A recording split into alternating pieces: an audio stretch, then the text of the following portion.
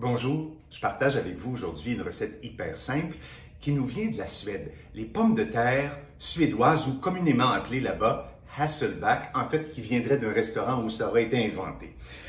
Les pommes de terre Hasselback, en fait, c'est idéal pour accompagner des viandes ou des volailles. Vous allez voir, vous mettez ça au milieu de la table, il y a quelque chose de festif en partant.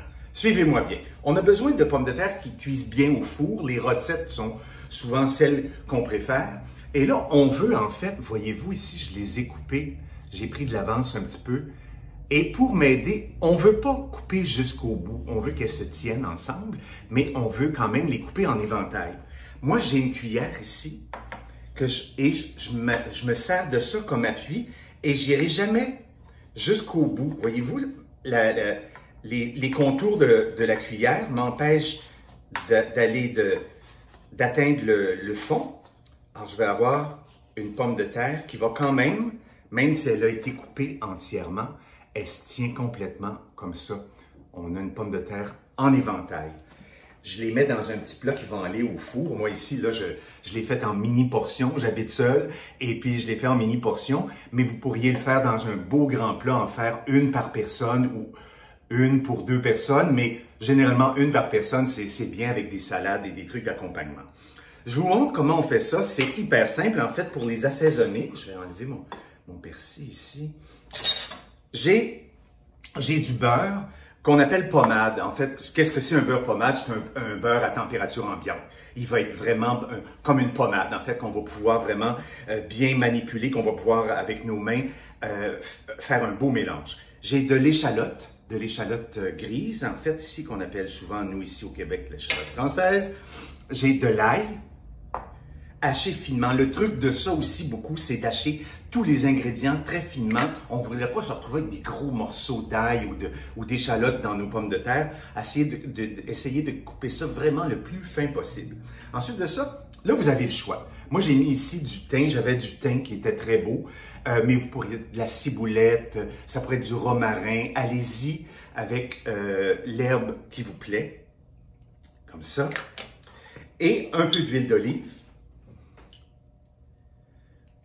Voilà. Et là, on mélange tout ça. C'est vraiment pas sorcier. Et puis quand on a notre beurre et vraiment température ambiante, c'est facile.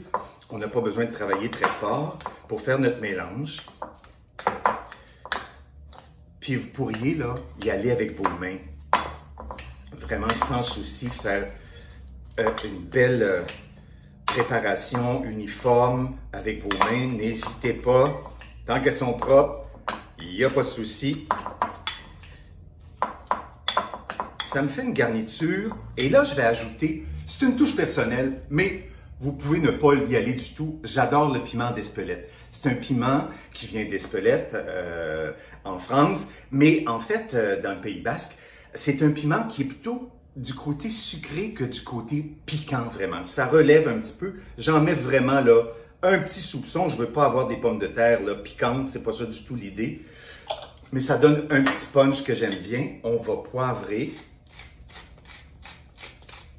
et saler. Et voilà, mon mélange est fait. Je vais vous montrer ça à la minute.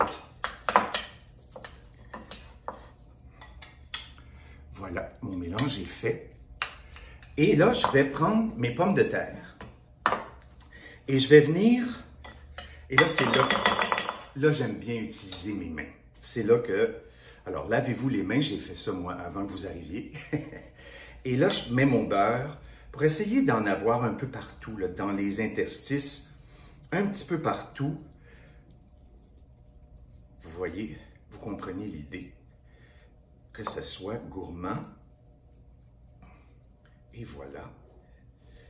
J'en mets le plus possible un peu partout. C'est sûr qu'il y a des endroits où il va y en avoir un peu moins. Mais voilà. Alors, une fois que ça a été garni comme ça, je le mets dans un plat qui va au four. Là, je vais m'essuyer les menottes. Et moi, j'ai préalablement préchauffé mon four à 375, qui est à peu près 190 Celsius pour nos amis qui nous suivent en Europe. Et vous envoyez ça au four et je vous dirais à mi-cuisson, vous pouvez prendre une cuillère et puis aller chercher en fait le liquide, le mélange de beurre et d'huile qui va se retrouver dans le fond et les rebadigeonner. Et ça va donner vraiment un très beau résultat. Et je vous montre tout de suite une que je viens de sortir du four. On les voit ici. Je ne sais pas si vous voyez bien. Oui, on les voit bien. Et j'ai mis à la sortie du four, j'ai mis juste un petit peu de persil, comme ça pour garnir. Et puis, voyez-vous, le fait de les couper en tranches comme ça, il y a quelque chose d'un peu croustillant qui se forme et c'est multiplié par le nombre de petites tranches qu'on a.